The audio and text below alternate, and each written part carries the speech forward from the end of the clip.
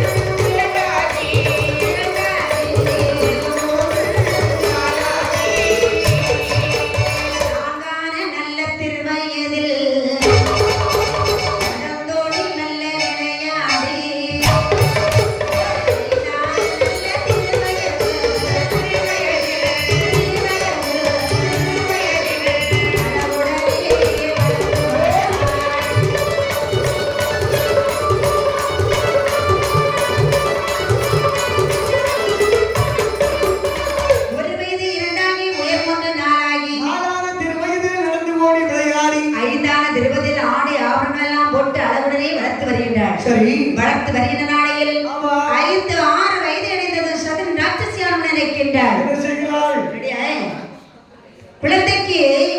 குழந்தையை படிக்க வைக்க வேண்டும். கல்வி கண்ணை திறக்க வேண்டும். அப்படி என்றால் மகனை அழைத்து சொல்கின்றாள். இப்ப வல்லரக்கா நீ இருக்கிறது எங்கே போக வேண்டும்? பள்ளிக்கு சென்று படித்து வருவாள். பள்ளிக்கு படித்து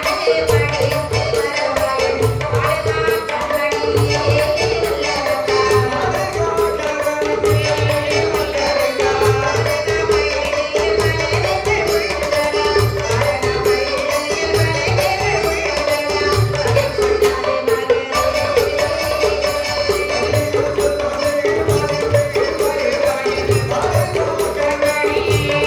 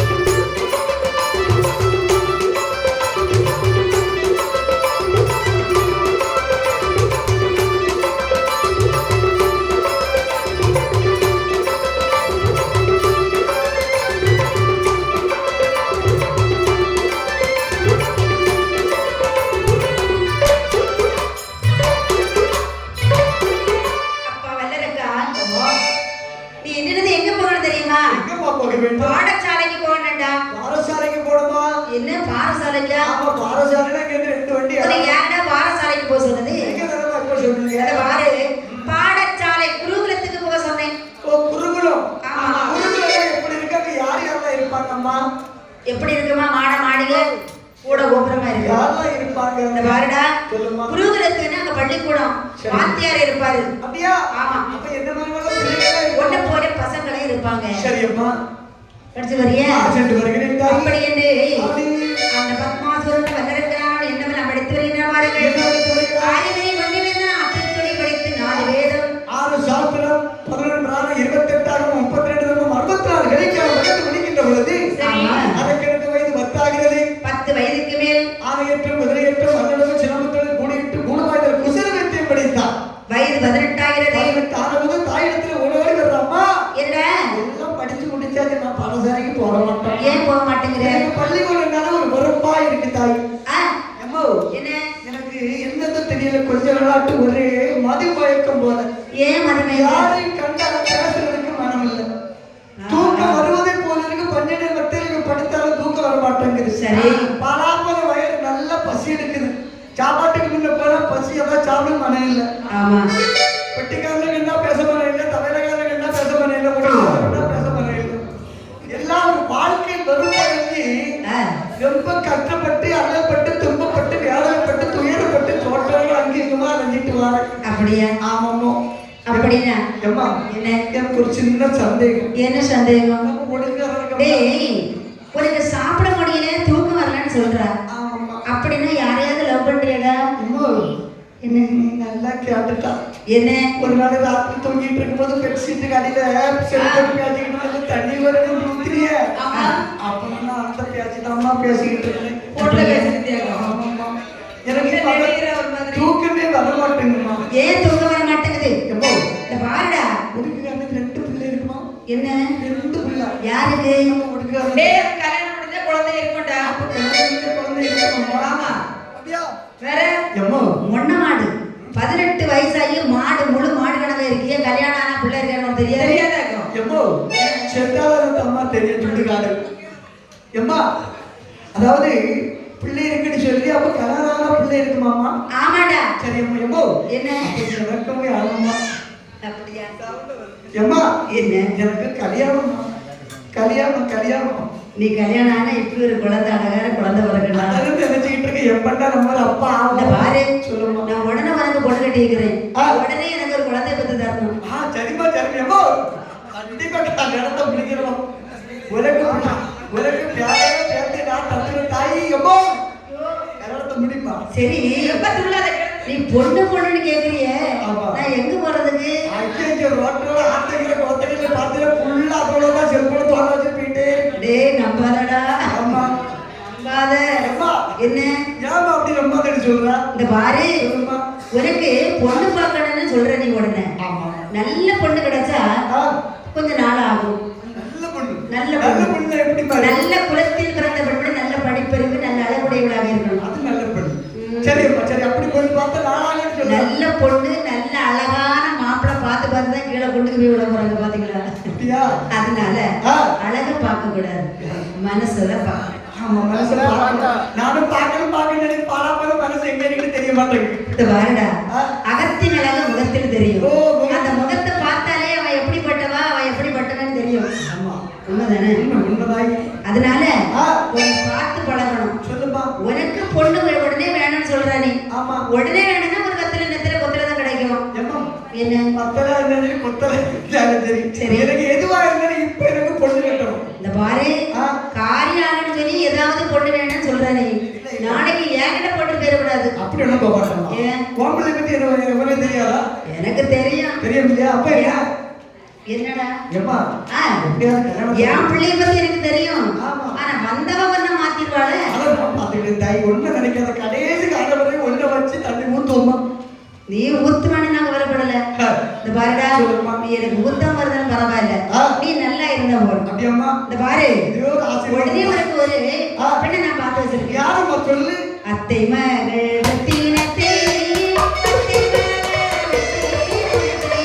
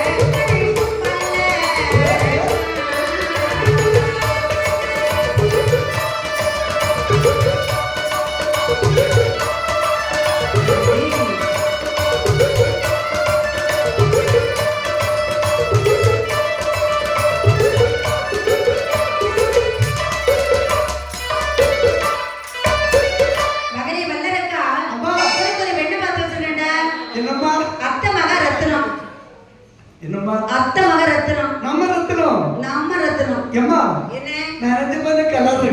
ஏன் நனைஞ்சு பண்ண கலர்ல பனையில மழை பெய்தா எப்படி இருக்கும்? பனை எப்படி இருக்கும்? கரு கரண்டி இருந்து கருப்பா இருக்கும். ஆளு கருப்பு தான். சரி சாயங்காலம் ஆனா வீட்டுல லைட் போட வேண்டாம். டேய் பத்து ரூம்ல அந்த பிள்ளை விட்டுட்டு போய் தங்கோன்னு கூட்டமா சிரிச்சு அதுனா போதும். ஆமா 2 பல்ல டிவி லைட் மாதிரி வெட்டிட்டு அப்படியே இந்த மாதிரி வெள்ளிக்கிழமை மாதிரி அழகா பட்டு லைட் அடிக்கிட்டு இருக்கும் போது சரி லைட் ஒன்றும் பண்ணாம அந்த வெளிச்சத்திலே சாப்பிட்டு வெளியே வந்துடலாம். அப்படியா? ஏமோ வேண்டாமா? வேண்டாமா? வேண்டாம். மாமன் மகன் மல்லிகா. அந்த மல்லிகாவா? ஆமா. மல்லிகாவை எனக்கு வேண்டாம் தாய். ஏன்? மல்லிகாவை வேற ஒண்ணு சொல்லல. பிள்ளைக்கு நல்ல அழகான பிள்ளை தான், அறிவுள்ள பிள்ளை தான். ஆனா கொஞ்சம் சந்தேக புத்தி.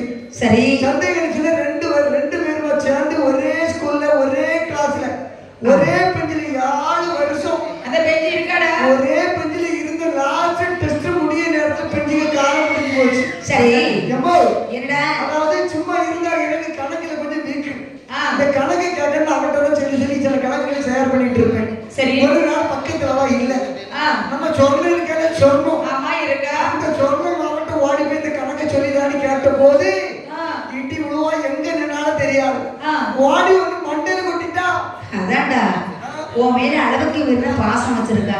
பாசம் வச்சிருந்தனாலதான் என்ன தவிர வேற எந்த பெண்ணிடத்தில் பேசக்கூடாதுன்னு நினைக்கிறா. தப்பில்லையே. அப்படின்னா சொல்லி விளக்கிற மண்டையில கொட்டிக்கிட்டு நீ ஏன்டா அவட்ட பேசான்னு கேட்டாலும் சந்தேகம் தானே. அப்படியா? நம்ம கல்யாணத்துக்கு முன்னாடி இப்படி நின்னாலும் சொன்னா திருமணம் முடிஞ்சாச்சு அவளை வீட்டுல வந்து நம்ம பாட்டுக்கு வர முடியுமா?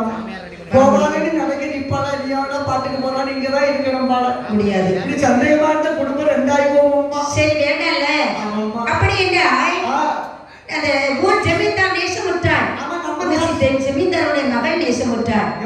என்ன முதல்ல அவளுக்கு எனக்கு என்ன கனெக்ஷன்? அப்படியா? கரெக்டா? நேசமுற்றாள் பிடிச்சிருக்கா? ஆமாமா பிடிச்சிருக்கு.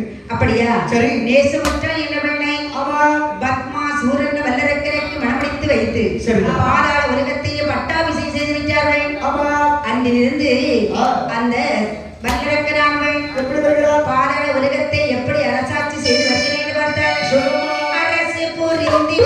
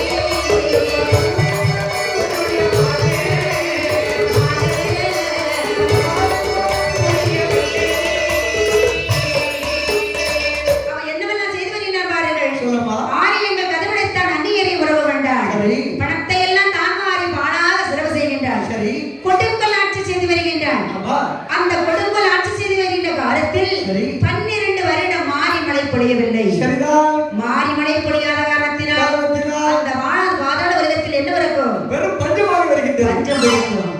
எப்படிப்பட்ட பஞ்சம் பிடிக்கிறது என்று பார்த்தால் நாளையது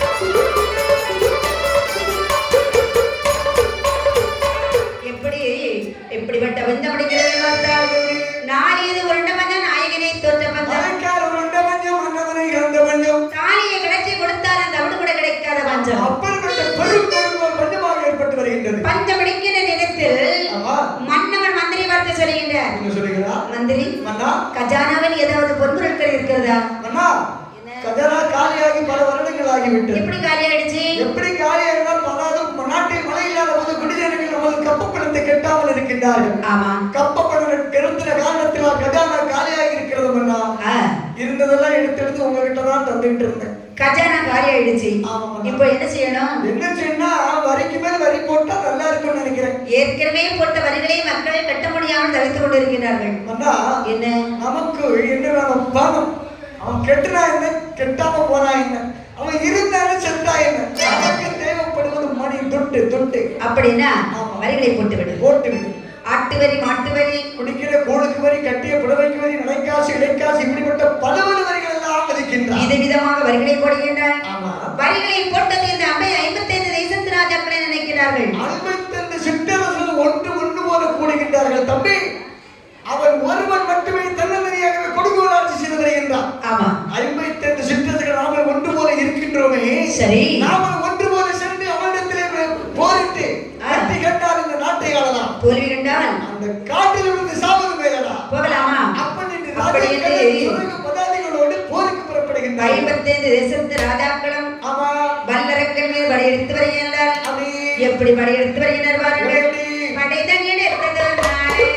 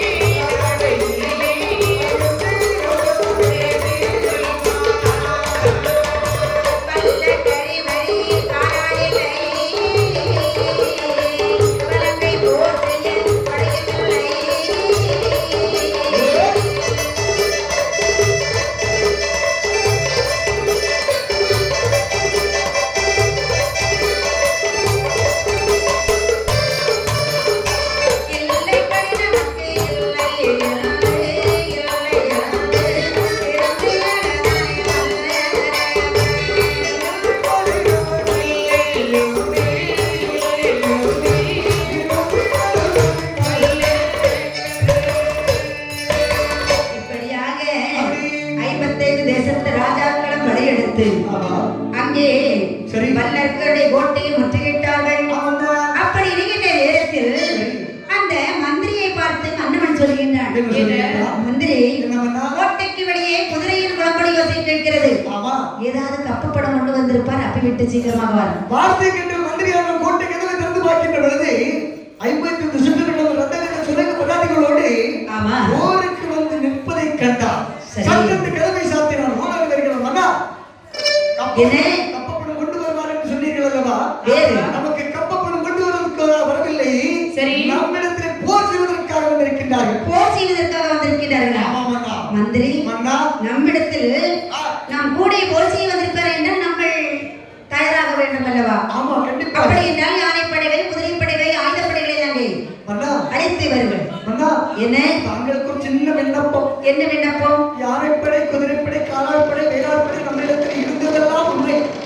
ஆனால் சற்று கொஞ்சம் நாளைக்கு முன்னதாக கையில் காசு இல்லாத பொழுது யானைப்படையை ஈழநாட்டு மன்னன் கேட்டால் கொடுத்து விட்டேன் வாழவைக்கு. குதிரைப்படையை மன்னன் கேட்டால் நானும் நாட்டுக்கு கொடுத்து விட்டேன். சரி, ஒவ்வொரு படைகளும் எல்லா நாட்டுக்கும் கொடுத்து அந்த வாடகை வாங்கியது நம்ம இருக்கிற காலத்தை ஓட்டிக்கிட்டு. அப்படி என்றால் எல்லாத்தையும் வாடகைக்கு விட்டு விட்டு வேறு ஏதாவது மன்னர்கள் என்னை வாடகைக்கு கேட்டார்களா? என்ன கேட்டார்கள்? கேட்டாலும் கேட்பார்கள். நீங்க ரெண்டு வந்தாலும் கொள்ளாது. ஏற்கனவே பேரு மந்தியன்னு சொன்னா எனக்கு நிறைய தருவேன். அதனால இந்த நாட்டு மன்னரை விட்டு இந்த நாட்டு மன்னருக்கு போயிடலாம் கூட எனக்கு மனசு இருக்கு. ஆனா அப்படி என்ன இப்படி என்ன பண்றது? உங்க கூட இருந்து பாசமானது ஆகி போச்சு. ஆகையில உங்க இருக்காது இருக்கிற ஆனா சண்டேலி வந்துட்டு மன்னா.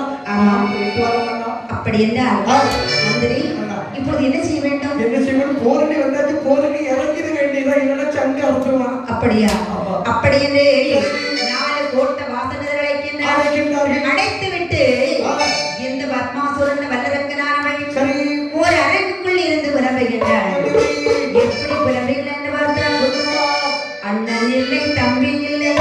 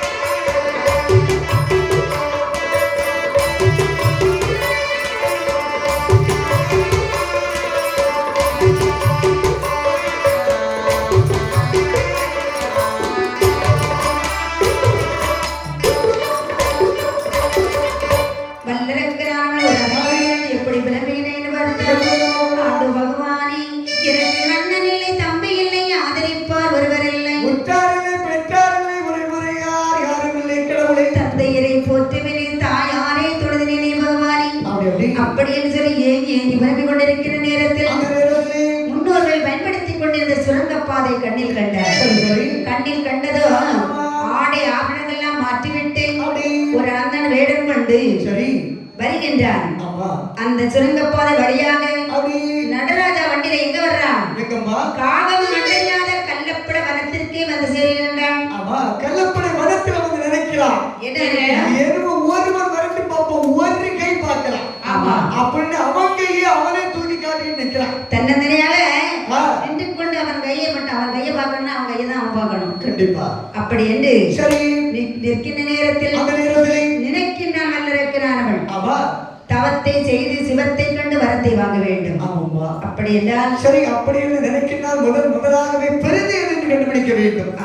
பெரிது பெரிது புவனம் பெரிது நான்முகன் படைப்பு அந்த நான்முகன் அரியமால் ஒன்றில் பிறந்தவன் அந்த கரியமால் ஆதிகடல் துயின்றவன் அந்த அரைகடல் குருமுனியின் கையில் உடைப்பவன் அந்த குருமுனியோ கலசத்தில் பிறந்தவன் அந்த கும்பகலசம் ஆதிசேடனுக்கு உழைப்பான் அந்த ஆதிசேடனும் உமையோன் சிறுவர்கள் முதலும் அந்த உமையோட சிவனின் இடது பாகம் அந்த சிவனும் தொண்டர்கள் உள்ளத்தில் சொல்லவும் பெரிது என்று நினைத்து ஒரு பக்தனாக ஒரு தொண்டனாக சமைய வேண்டும் என்று நினைத்து ஆடை மாற்றி அணிகளெல்லாம் மாற்றி அழகாகவே தவத்தை செய்கின்றான். அப்படி இருக்கிற நேரத்தில் ஆதி இருக்கிற பகவான் என்றுதான் இருக்கிறான். எப்படி இருக்கிறான் பாருங்க.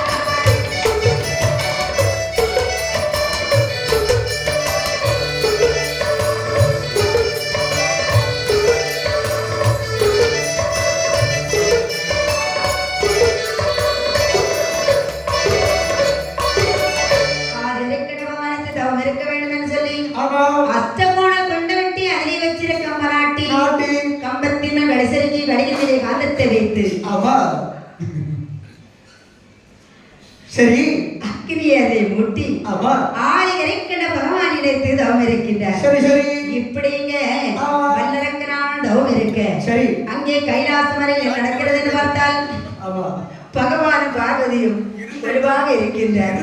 தெரியாமல் ஆகிவிட்டு சற்று நேரத்துக்குள் இறைவன் நேரே வந்து காட்சி தந்தது போல இருந்தது. மாறிவிட்டது. அப்படி இருந்த போது பகவான் பார்வதியை தெளிவாக இருக்கிற இடத்தில் பகவானை அன்படுத்தி சொல்கிறார்.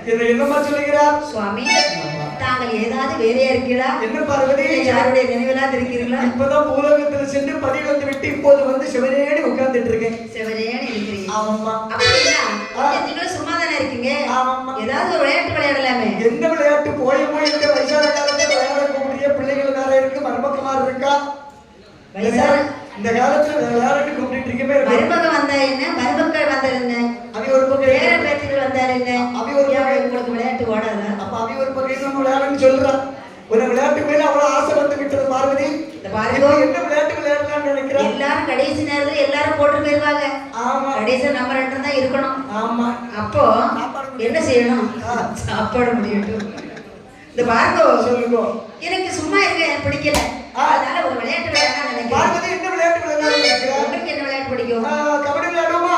கபடி கபடி. ஆமா, என்னாச்சு? அப்புறம் கிரிக்கெட் விளையாடுவோமா? Cricket cricket cricket. அந்த பாருங்க ஒரு காலத்துல நான் விளையாடினேன். சரி சொல்லுமா. ஆனா எந்த நேரத்துல விளையாட அது சரியா வரும். அப்படின்னா என்ன விளையாட்டு விளையாடுன்னு நினைக்கிறீங்க? விளையாட்டுன்னா எனக்கு ரொம்ப பிடிக்கும். அப்படியா? முன்னாடி விளையாடக்கூடிய விளையாட்டு சொக்கட்டா விளையாடுவோமே. அப்படியான உங்களுக்கு யானை சின்னம், எனக்கு குதிரை சின்னம். ஆனால் சரி. விளையாட்டில் விளையாடலாம் என்று சொல்ல ஆ. பகவான் சொல்லுகிறார். என்ன சொல்லுகிறார்? பார்வதி, ஆ. இந்த இடத்தில் வைத்து விளையாடினால் சரி. எல்லோரும் பார்த்து கொண்டிருக்கிறார்கள், விளையாட்டு ஓடாது. ஆமா, ஓடாது. அப்படின்னா ஆ. அங்கே பகவான் சொல்லுகின்றார். சரி. பகவான் பார்வதி